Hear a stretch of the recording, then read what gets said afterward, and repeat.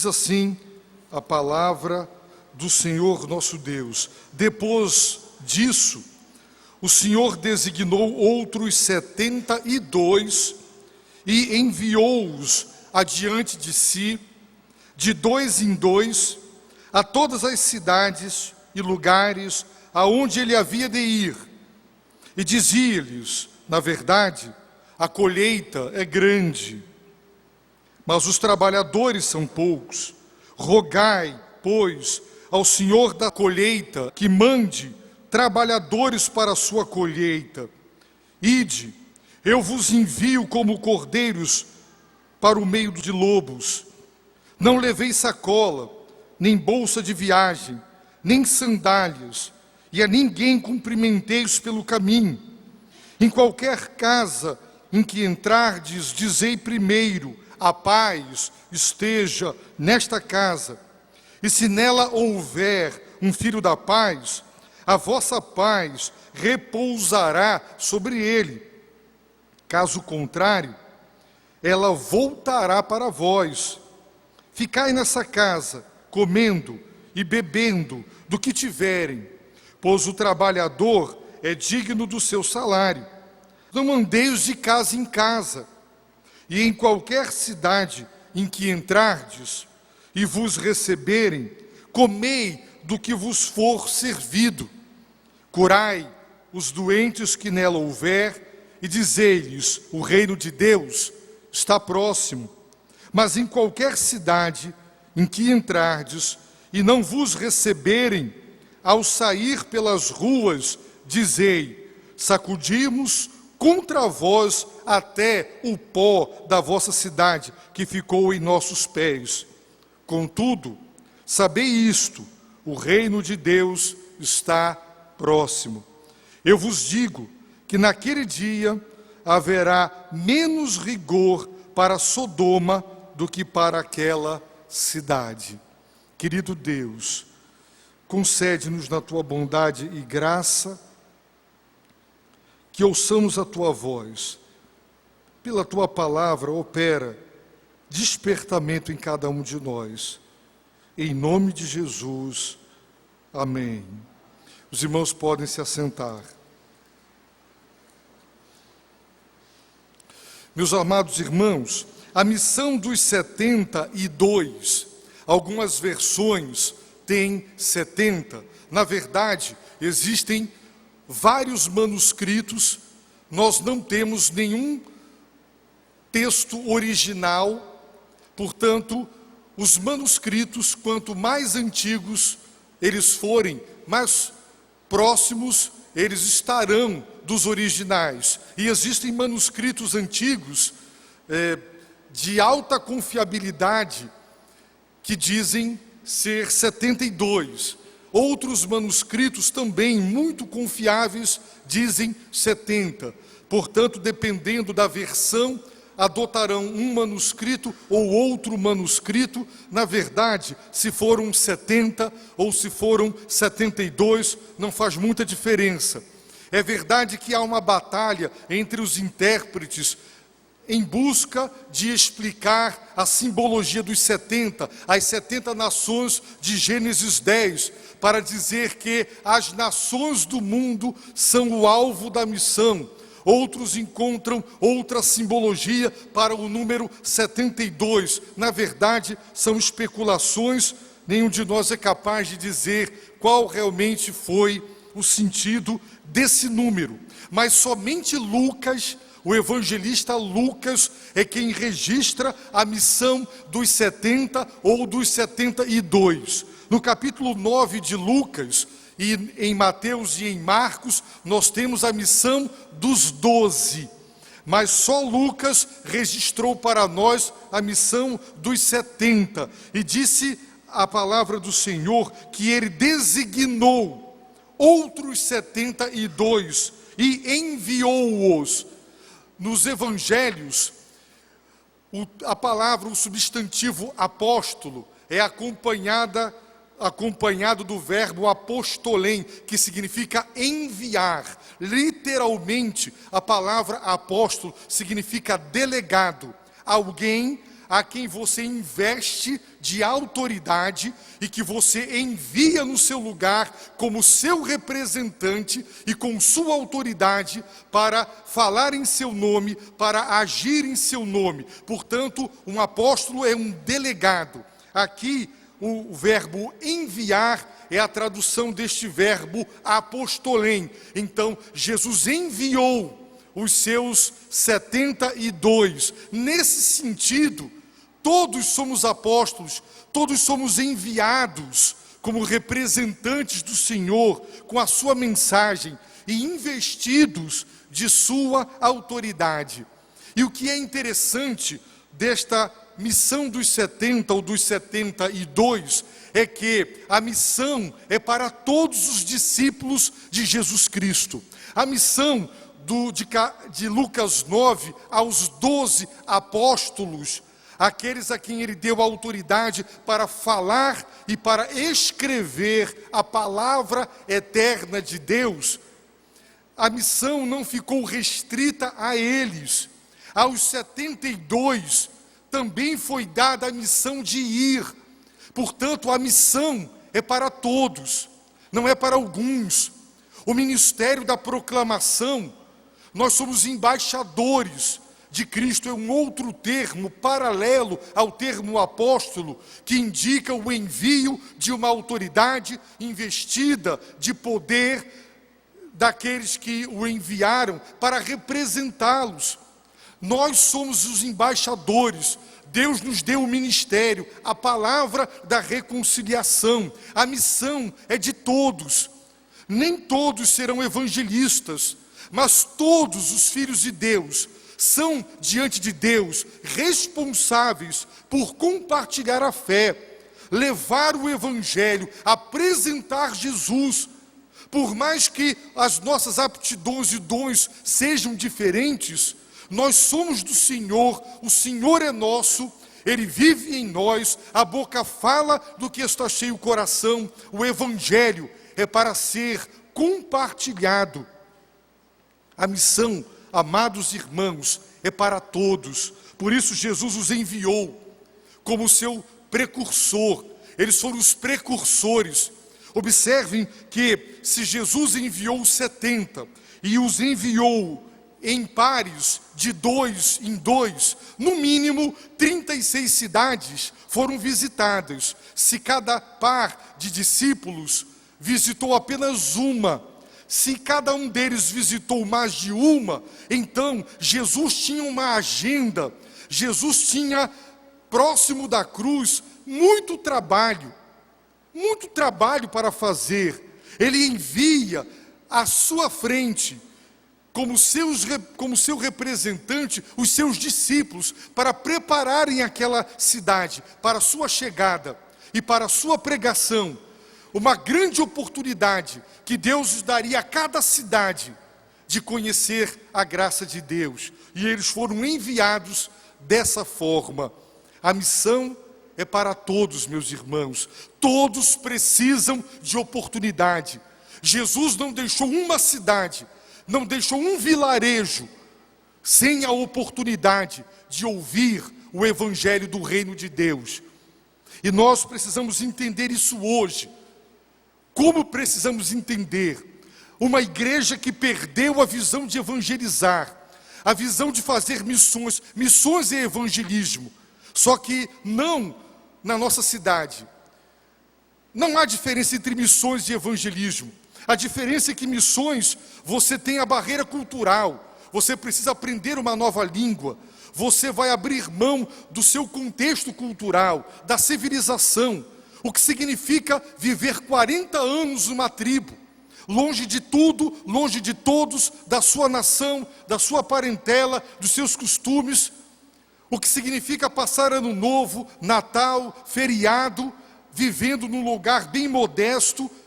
Falar de Cristo para outras culturas implica em desafios e em renúncias que para nós não é exigido. Portanto, para nós é muito mais fácil evangelizar, porque não enfrentamos essas barreiras, do que para eles, os missionários que vão. Mas a missão é para todos, todos precisam. Uma igreja será espiritual quando ela falar de Cristo. Uma igreja que para de evangelizar, ela começa a se desunir, a se dividir, e os irmãos começam a falar mal uns dos outros, porque uma igreja que não fala de Jesus Cristo, que não evangeliza, ela acaba falando o que não deve, ela atrapalha mais do que ajuda. A missão é para todos. Em segundo lugar, a missão é para ser concretizada na mais absoluta dependência de Deus, ou seja, oração. E dizia-lhes, na verdade, a colheita é grande, mas os trabalhadores são poucos, há muito trabalho. Eu nunca trabalhei na lavoura, mas quem trabalha na terra sabe que o trabalho é duro. Você olha para um grande campo, uma colheita enorme, colher tudo isso dá muito trabalho. Jesus tinha muito mais de 50 cidades para visitar. Ele está a caminho da cruz. Observem Lucas 9:51. Não precisa nem virar a página. Diz o texto: quando se completavam os dias para que fosse elevado ao céu, ele manifestou o firme propósito de ir para Jerusalém. Ele está se dirigindo para Jerusalém. E ele está enviando 72 à sua frente, para que todas as cidades recebam a oportunidade de ouvir a palavra da sua visitação. Muito trabalho, mas a realidade, poucos os trabalhadores. E o que o Senhor diz? Rogai, rogai. Eu peço às Déboras, eu peço aos homens, à igreja, aos trabalhadores, além da tarefa árdua de trabalhar na obra do Senhor, é dada também a tarefa da intercessão. Essa tarefa não é dada para quem não está trabalhando, para quem está parado. Essa tarefa é dada para os trabalhadores. Eles recebem a seguinte orientação: roguem, orem, trabalhem e orem. Trabalhem e orem, roguem ao Senhor da seara, da colheita, mande trabalhadores. Um policial, 2 policiais estão diante de um bando de bandidos e eles ligam: mande reforço, precisamos de ajuda. Queridos, nós temos que pedir ajuda aos céus. Nós temos que pedir a Deus: manda reforço, Senhor, para a tua obra. Desperta os irmãos para a tua obra. Envia reforço. E Deus, meus irmãos, manda trabalhadores. Ele envia o seu Espírito com poder. É Ele quem reforça o poder da colheita, é Ele. Por isso o ministério é ministério de trabalho, é ministério de oração. Mas a oração, o mandamento da oração é dado para os trabalhadores, aqueles que estão envolvidos na colheita, aqueles que estão fazendo a obra. A obra é grande, dá muito trabalho, tem pouca gente envolvida nela, mas a solução não é criticar, a solução é orar. A missão, além de ser para todos, a missão, além de ser concretizada em oração, a missão é perigosa. Ide, eu vos envio como cordeiros para o meio de lobos. Irmãos, eles estavam indo para Judá, o sul da Palestina, o lugar mais conservador, mais religioso da Palestina. Para quem Jesus está enviando os 70? Para os babilônios? Para a Grécia? Para os árabes? Não, ele está enviando para o povo judeu, o povo de Deus, o povo eleito, a quem pertencem os pactos, as promessas, a lei, o Messias, é deles. Os lobos estão dentro do povo de Deus. Irmãos, quem são os lobos? Quem vai oferecer perigo? Era um povo ateu, um povo pagão? Infelizmente, meus irmãos, até no meio do povo de Deus, tem lobos. Tem gente que não entende o seu papel. Isso é triste. Nós somos enviados como ovelhas, disse Jesus, ao meio de lobos. A missão é perigosa. Não será feita sem problemas, sem aborrecimentos. Um irmão me disse: pastor, eu estava só adorando, estava uma bênção, agora que eu me envolvi. Quantos aborrecimentos, quanto tititi, quanta picuinha entre irmãos, irmão não falando com irmão. E a gente acaba se aborrecendo para servir a Deus, sim. Infelizmente, podia ser diferente, mas não é. Tem gente tropeçando uns nos outros e deixando, tendo a sua fé abalada, tendo o seu prazer de adorar a Deus diminuído e arrefecido, porque está tropeçando nos irmãos. Sabe por quê? Porque quando a igreja perde a visão da missão, meus irmãos, ela começa a criar picuinhas. E o que faz uma igreja decrescer e perder a bênção de Deus é perder a visão da missão. A missão é para todos, ela é perigosa, mas a missão, além de perigosa, ela é urgente. Não podemos perder tempo. Não levei sacola. Essa palavra sacola era o saquitel para guardar as moedas, nem bolsa de viagem, nem sandálias, e a ninguém cumprimenteis pelo caminho. Jesus não está, queridos irmãos, incentivando aqui a falta de educação, mas os cumprimentos orientais, eles eram demorados, e você perderia tempo. Ou seja, ele está ensinando, a missão é urgente, não dá para perder tempo, não dá para adiar, você não pode ficar postergando, dando desculpas para amanhã, é urgente. Então, você não precisa de levar sacola, você não precisa de levar dinheiro, nem bolsa de viagem, nem um outro par de sandálias. Não pare para cumprimentar ninguém. Simbolicamente significa, a missão é urgente, cumpra a missão. Não perca tempo com distrações, cumpra a missão. A missão é urgente. Agora, a missão também, meus irmãos, ela precisa de suporte financeiro da parte de quem será abençoado, e ela também precisa de evangelistas não gananciosos, porque em qualquer casa em que entrardes, dizei primeiro: a paz esteja nesta casa.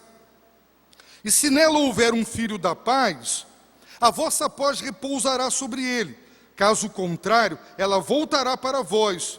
Ficai nessa casa, comendo, bebendo, do que tiverem, pois o trabalhador é digno do seu salário. Não andeis de casa em casa. Não fiquem procurando uma casa mais rica, uma casa com acomodações mais confortáveis, uma casa que tenha uma comida mais farta. Entrou naquela casa, é ali que você fica, nada de ganância. Mas também, o trabalhador é digno do seu salário, coma e beba do que for oferecido. Jesus sabia que as orientações dietéticas da lei não estavam sendo mais cumprido, e muitos deles poderiam se recusar a comer alguns alimentos considerados impuros, e Jesus está dizendo: larga a mão disso, o que puser na mesa coma, não fique mais com restrições, essa lei cerimonial está caducando, coma o que puser na mesa. Se tiver carne de porco na mesa, coma carne de porco. O que for oferecido, coma. Não fique de casa em casa. Agora, meus irmãos, isso aqui hoje eu diria: pastor, não fique de igreja em igreja, procurando a melhor igreja, a que paga mais. Não fique atrás. Não. Aonde Deus colocar você, então dê o seu máximo ali, mas saiba, você é digno do seu salário. O problema não é ficar hospedado. O problema que ele está falando é: não fique constrangido de comer e beber às custas dos outros, porque para você fazer o trabalho, alguém vai ter que trabalhar para colocar o pão na mesa. Então, eles trabalharão para te dar o sustento, e você, sustentado, faz a obra. Aqui Jesus está legitimando o fato de que os obreiros precisam de sustento para terem o tempo necessário para fazer a obra de Deus. Mas ele também está dizendo, não fique de casa em casa. Não fiquem procurando a casa mais rica, a casa mais próspera. Aonde Deus colocar, fique. Agora, meus irmãos, que coisa interessante. A primeira palavra ao entrar na casa, a paz, esteja nesta casa. A paz de Deus e a paz com Deus. No entanto, essa paz que será produto da cruz, que desfará a inimizade entre Deus e os homens, a paz mencionada não é paz de coração, não é paz de espírito, não, é paz, ausência de guerra ou de conflito. O homem está em conflito com Deus, em guerra com Deus, em rebelião para com Deus, ele não aceita a vontade de Deus, ele não aceita o querer de Deus, ele é inimigo de Deus, e os evangelistas, ao entrarem na casa, devem desejar que a paz esteja nesta casa, que aquela casa seja uma casa em harmonia com Deus, porque a desarmonia é produto de desentendimento, e o desentendimento é produto do pecado. Então ele está desejando a paz, e se naquela casa houver um filho da paz, alguém disposto a receber essa paz, ela será dada por Deus. Mas se não tiver, essa paz voltará para vós. Aquela casa vai perder a bênção. Ela vai perder a paz com Deus, porque não tem um filho da paz, alguém que ama a paz e quer a paz com Deus. Evangelizar, meus irmãos, é levar a paz com Deus. Evangelizar é hastear a bandeira branca e dizer, por causa do sacrifício de Cristo, Deus foi propiciado, a ira de Deus foi afastada. A paz com Deus é a reconciliação com Deus.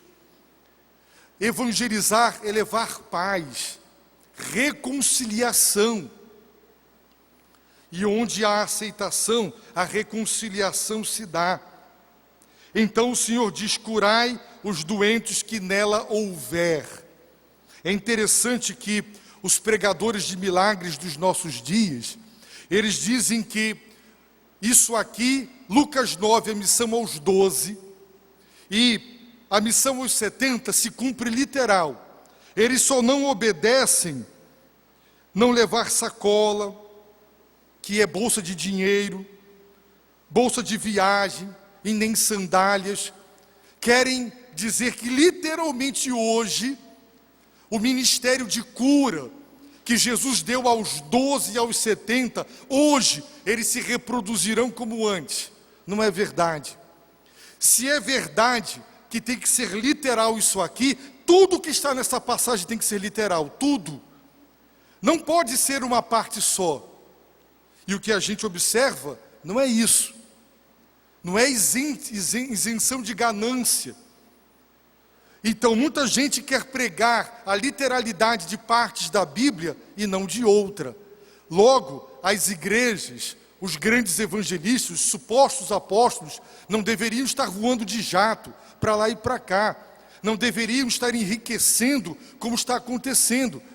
Se é literal, mas tem que ser tudo, e não apenas uma parte.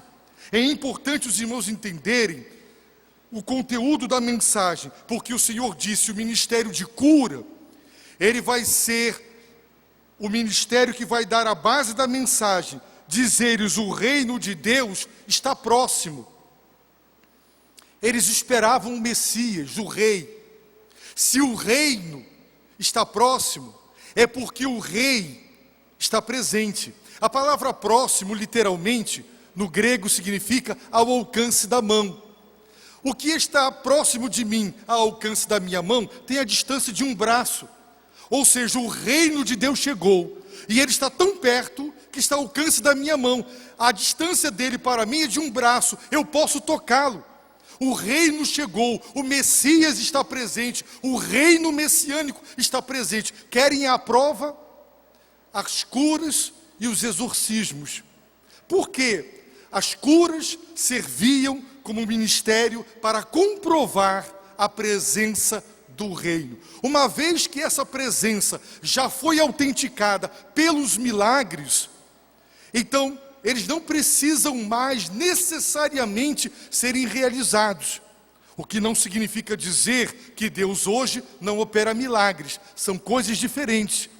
Mas essa autoridade que Jesus deu para curar todas as doenças, eu não vejo essas pessoas de hoje dizendo que tem. Eu desafio, eu já disse lá no programa do rádio, eu desafio qualquer apóstolo que faz milagres. Vamos juntos, eu conheço pessoas paralíticas. Eu vou à casa dessas pessoas com vocês. Façam essas pessoas andarem. Conheço pessoas surdas. Eu levo vocês na casa delas. Eu conheço pessoas cegas. Eu conheço alguns hospitais que estão lotados. Não tem mais leito. Ora, vamos esvaziar os leitos dos hospitais, porque Jesus curava a todos. Os apóstolos e os discípulos, não ficava ninguém sem cura. E ninguém dizia, você não foi curado porque não crê. Ele curava a todos. Esse ministério de poder para curar, como foi, não existe hoje. Não significa que hoje não se operem curas. Esse ministério de cura é para mostrar que o rei chegou e o reino está presente. Mas observem, se o reino está presente, eles diziam, onde ele está? Nós não vemos o reino. João Batista, que é um profeta do Velho Testamento, ele disse, o Messias vem, o machado está na raiz da árvore, a árvore boa fica, a árvore ruim é lançada no fogo. O Messias vem batizar no Espírito e no fogo. No Espírito, a árvore boa. No fogo, a árvore ruim. O batismo no fogo é juízo. O batismo no Espírito é salvação. Para João, quando Jesus se manifestasse, seria o fim desta era e começaria a era messiânica, o reino absoluto, implantado na terra. Isso não acontece. João está na cadeia. É ele mesmo? Eu vi o Espírito descer sobre ele. Mas ele já se apresentou. Essa era não terminou. Herodes me prende, eu estou aqui. O mal continua. Onde está o reino? E Jesus cita a profecia messiânica do Messias ungido para operar milagres. E Jesus cita a profecia e adverte João, bem-aventurado aquele que não se escandalizar em mim. Porque o reino, ele não veio em uma única etapa. Na sabedoria divina, o reino virá em duas etapas. Ele veio na encarnação de Cristo, ele inaugura o reino, ele traz o reino, mas ele vai consumar o reino quando ele voltar com poder e grande glória. Mas a evidência de que o reino está presente é que as pessoas são curadas. Essa é a prova, essa é a evidência. Por isso Jesus disse, mas se é pelo dedo de Deus que eu expulso os demônios, então o reino de Deus chegou a vós. A prova de que o reino de Deus chegou é que os demônios são expulsos, os doentes são curados. A evidência de que o reino está presente porque o rei chegou é que o poder do mal retrocede. Ele disse, quando os 70 voltam alegres, eu vi Satanás cair. Então os milagres, eles endossavam o ministério da pregação. Eles eram evidências da presença do reino. Eles cumpriram um papel de dizer, o Messias chegou. Uma vez que os milagres cumpriram esse papel, eles não têm que mais acontecer naquela proporção. Isso não significa dizer, mais uma vez eu afirmo, que hoje Deus não opera milagres. Ele opera milagres hoje. Mas não opera como operava naquela abundância e naquela qualidade. que se operava no passado. Hoje o indivíduo tem torcicolo, o joelho não dobra, um ou outro é dito que é curado de câncer. Se você acompanha aquela pessoa, depois você descobre que ela morre de câncer, porque o que se põe na mídia é o que as pessoas querem mostrar, mas ninguém acompanha os casos. Eu vi um caso de uma pessoa que deu testemunho, foi lá para a televisão, Manaus inteira viu, de uma empresária próspera, bem-sucedida, faliu naquele mesmo ano. Agora eu pergunto, essas imagens da falência, da loja fechada, aquela igreja botou no ar? Só se põe no ar o que interessa. Acompanhem os casos. Benihim esteve em Manaus, um herege. Disse que milagres iam acontecer. Eu fui lá ver. Uma multidão de paralíticos, gente em cadeira de roda, em macas. Chegou lá 2 horas da tarde, debaixo do sol escaldante, para ficar próximo do palco. E depois que ele curou as pessoas, sabe quem foi lá em cima falar? Eu não ouvia bem desse ouvido, ele soprou. Agora eu estou ouvindo. O joelho não dobrava, a torcicolo. E quando acabou, meus irmãos, aquela multidão de gente doente, em cadeira de roda e maca, veio tudo para casa frustrado. Quem ficou para ver, viu todo mundo indo embora, e depois aquela multidão de gente vindo. Ninguém foi curado. Paralítico mesmo curado, só Jesus. E quando Ele dá autoridade para isso. Irmãos, o ministério de cura cumpria esse propósito específico. Uma vez que o papel foi cumprido, aquele ministério de cura encerrou. Não significa que Deus não opera milagres hoje. Então ele disse, curai os doentes. Câncer, paralisia, o que vier na frente vai ser curado. A autoridade máxima para curar todas as doenças. E dizer-lhes, o reino de Deus está próximo, a evidência está aqui. Olha o poder do rei. Mas em qualquer cidade em que entrardes e não vos receberem, então nessa cidade Jesus não vai entrar. Ele manda um par de discípulos, ele entra na cidade, nenhuma casa recebe, então eles dirão, Jesus, essa cidade não quer te receber, ele vai passar em frente. Porque quem não recebe os discípulos de Cristo, não recebe Cristo. Quem não recebe Cristo, não recebe o Pai. No entanto, a missão exige coragem. Sabe por quê? Porque se eles não deixam entrar nas casas, então pelas ruas vocês sairão com coragem dizendo, sacudimos contra vós até o pó da vossa cidade que ficou em nossos pés. Os rabinos, eles criaram o seguinte costume, sempre que vocês saírem do território da Terra Santa, da Palestina, e você cruzar a fronteira de uma nação que não é judaica, a Síria, qualquer. Lá é uma terra impura, contaminada, eles são gentios, os cães, os gentios é o combustível do inferno, é gente amaldiçoada, pagã e ímpia, até o pó da cidade deles é contaminado. Então, quando vocês voltarem de novo para a Palestina, a Terra Santa, não tragam nem o pó, sacuda o pó. Sacudir o pó significa se livrem da impureza. Eles são gentios, eles não são o povo de Deus. E para quem Jesus enviou os 70? Para os judeus. E o que é que Jesus está ensinando? Considere gentio todo judeu que descrer na mensagem do Evangelho. Acabou essa história de raça eleita. Se um gentio crê, ele é judeu. Se um judeu descrê, ele é gentio. Acabou. Aquele que rejeita o Evangelho do reino é gentio, deve ser tratado como gentio. Sacudir o pó dessa cidade significa dizer, vocês são gentios, vocês são impuros, vocês não são o povo de Deus mais. Deus agora não tem uma raça, Ele tem pessoas de todas as raças. A igreja é uma comunidade multinacional, multicultural, de gente de todos os tribos, povos e línguas. A igreja agora é uma nação multinacional. Por isso Paulo está dizendo que a incircuncisão, os gentios, eles obedecem à palavra. Isso é a circuncisão espiritual. Mas os circuncisos na carne desobedecem à palavra de Deus. Então eles são incircuncisos aos olhos de Deus.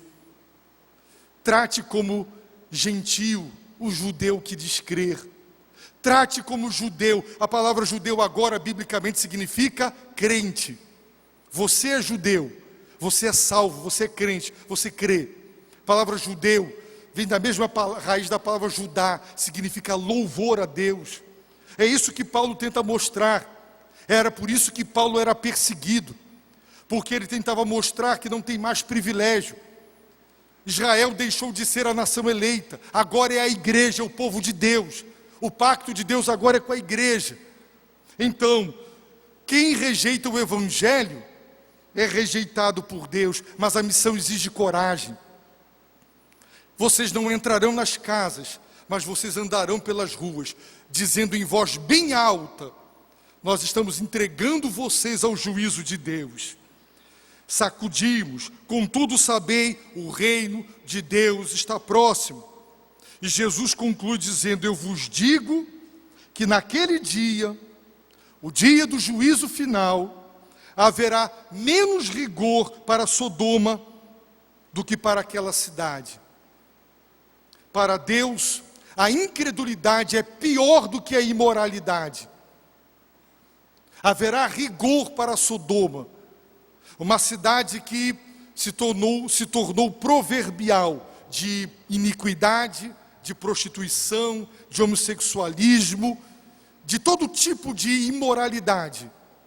Mas Jesus disse: a incredulidade, rejeitar o rei, rejeitar o evangelho, a incredulidade é pior do que a imoralidade. A imoralidade será punida, haverá rigor, sim, mas o rigor será menor.